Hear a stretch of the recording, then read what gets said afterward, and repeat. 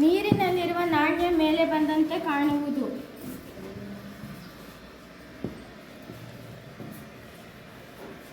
ನೀರಿನಲ್ಲಿರುವ ಕೋಲು ಬಾಗಿದಂತೆ ಕಾಣುವುದು. ಸೂರ್ಯೋದಯ ಮೊದಲು ಮತ್ತು ಸೂರ್ಯೋದಯ ನಂತರ ಬೆಳಕು ಕಾಣುವುದು. ಈಜು ಕೊಳದಲ್ಲಿ ನಮಗೆ ಕಾಣುವ ಆಳಕ್ಕಿಂತ ಹೆಚ್ಚು ಆಳವಿರುವುದು. ಇದಕ್ಕೆಲ್ಲ ಕಾರಣ ಬೆಳಕಿನ ವಕ್ರೀಭವನ. ಬೆಳಕು ಕಡಿಮೆ ಸಾಂದ್ರತೆ ಇರುವ ಮಾಧ್ಯಮದಿಂದ ಹೆಚ್ಚು ಸಾಂದ್ರತೆ ಇರುವ ಮಾಧ್ಯಮಕ್ಕೆ ಚಲಿಸುವಾಗ ಬಾಗುತ್ತದೆ. ಇದೇ ವಕ್ರೀಭವನ. ಧನ್ಯವಾದಗಳು. ನನ್ನ ಹೆಸರು ಪ್ರಸ್ತಿ. ನಾನು ಓದುತ್ತಿದ್ದೇನೆ.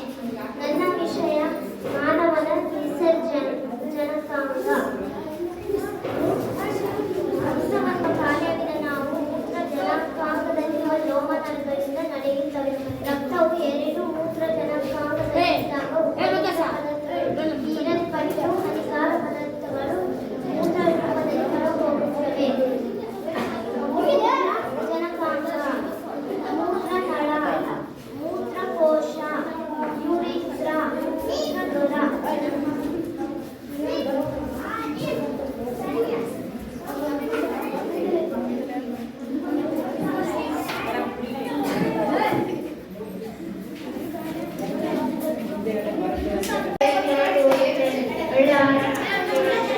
ತರಕಾರಿಗಳು, ಹಣ್ಣುಗಳು, ಸೊಪ್ಪುಗಳು, ಬೇಳೆಕಾಳುಗಳು, ಹಾಲು, ರಾಗಿ, ಗೋಧಿ, ನವಣೆ, ಮೊಟ್ಟೆ, ಶೇಂಗಾ, ಎಳ್ಳು.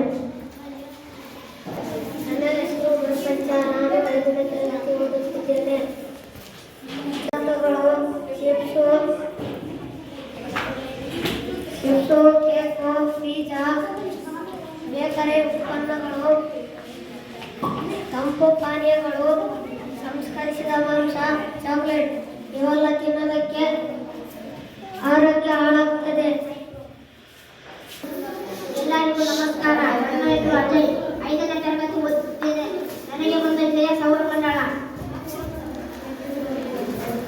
ಇದು ಸೂರ್ಯನ ಪರಿವಾರ. ಸೂರ್ಯನ ಪರಿವಾರವನ್ನು ಸೌರ ಎನ್ನುವರು. ಈ ಪರಿವಾರದಲ್ಲಿ 8 ಗ್ರಹಗಳು, 153 ಉಪಗ್ರಹಗಳು, ಸಾವಿರಾರು ಕ್ಷುದ್ರ ಗ್ರಹಗಳು, ಉಲ್ಲೇಖಗಳು ಮತ್ತು ಭೂಮಿಗಳಿವೆ. ಸೌರಮಂಡಲದಲ್ಲಿ 8 ಗ್ರಹಗಳು: ಬುಧ, ಶುಕ್ರ, ಭೂಮಿ, ಮಂಗಳ, ಗುರು, ಶನಿ, ಯುರೇನಸ್, ನೆಪ್ಚೂನ್. 8 ಗ್ರಹಗಳಿವೆ. ಸೂರ್ಯ ಒಂದು ನಕ್ಷತ್ರ. ಸೂರ್ಯನಿಗೆ ಸಮೀಪ ಇರುವ ಗ್ರಹ ಬುಧ. ಅತ್ಯಂತ ಪ್ರಕಾಶಮಾನವಾದ ಗ್ರಹ ಶುಕ್ರ. ನಾವು ವಾಸಿಸುವ ಗ್ರಹ ಭೂಮಿ. ಇದು 3ನೇ ಗ್ರಹ. ಭೂಮಿಯ ನೈಸರ್ಗಿಕ ಉಪಗ್ರಹ ಚಂದ್ರ. ಕೆಂಪು ಗ್ರಹ ಮಂಗಳ. ಅತ್ಯಂತ ದೊಡ್ಡ ಗ್ರಹ ಗುರು.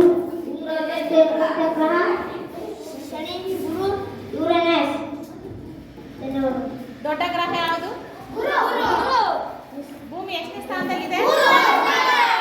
ಭೂಮಿಯ ನೈಸರ್ಗಿಕ ಗ್ರಹ ಚಂದ್ರ. ಯಾವುದು? ಸಾಕು, ಅವನು ಹೇಳಿದ್ರು ಒಮ್ಮೆ ಒಬ್ಬನಿಗೆ ಸಾಕಲ್ಲ.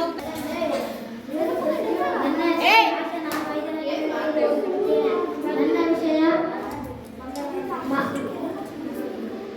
ಮಾನವನ ಶ್ವಾಸಕೋಶ. ಮೂಗಿನ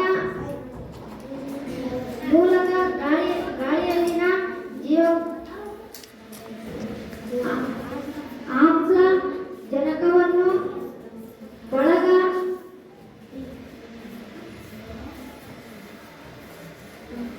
ಎಳೆಪೂಳುವ ಕ್ರಿಯೆಯೇ ಉಚ್ಛ್ವಾಸ.